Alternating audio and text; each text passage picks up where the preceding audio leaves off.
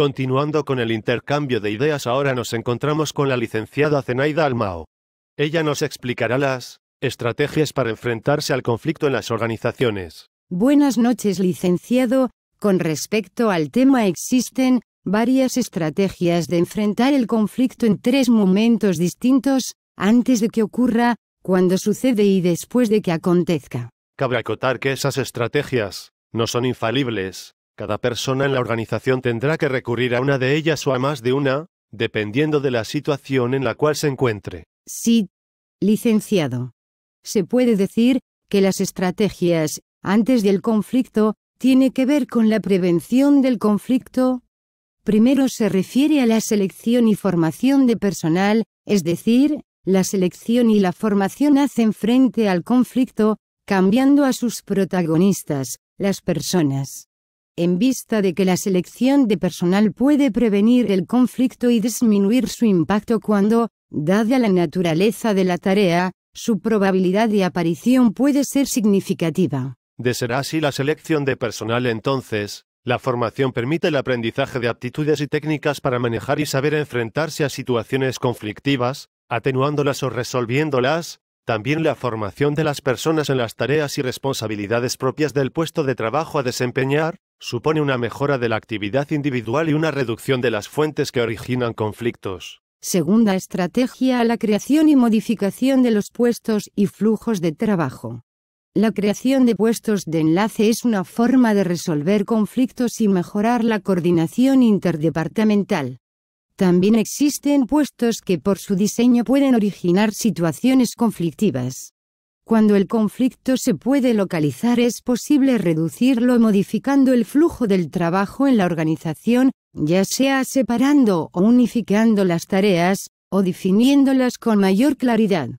La tercera estrategia es anticiparse y establecer normas para canalizar los conflictos, es decir, el establecimiento de normas con vistas a encauzar adecuadamente situaciones conflictivas no cabe duda que reduce el impacto del conflicto sobre la organización. En general, es importante acotar que la estrategia antes mencionada aumenta la previsibilidad en las relaciones entre las personas y los grupos, pero no se pueden fijar reglas para todas las situaciones y hay que considerar los riesgos de una excesiva formalización. En cuanto a las estrategias a implementarse durante el conflicto, se refiere a las posibles alternativas para solucionarlo, como por ejemplo la relativización o en el fondo hay acuerdo. Se trata de la forma más diplomática de suprimir el conflicto. En ella se minimiza el grado de importancia del desacuerdo, tratando de convencer a las partes de que cedan. Otra estrategia es la elevación del conflicto o que lo resuelvan otros, es decir, cuando las personas no se pueden poner de acuerdo, la solución más fácil es dejar que el jefe decida.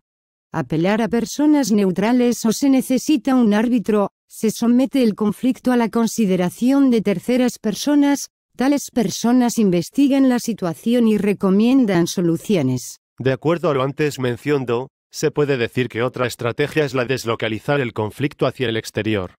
Por cuanto una de las mejores formas de hacer frente al conflicto consiste en buscar algún enemigo mayor contra el cual se pueda luchar, en vez de hacerlo entre sí.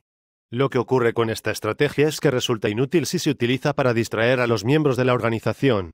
Cuando las aguas vuelven a su cauce, el conflicto rebrota, tal vez aún peor. Otra estrategia es la solución del conflicto por compromiso. En esta se intenta resolver el conflicto, convenciendo a todos los que participan en la disputa de que sacrifiquen algunos objetivos a fin de lograr otros.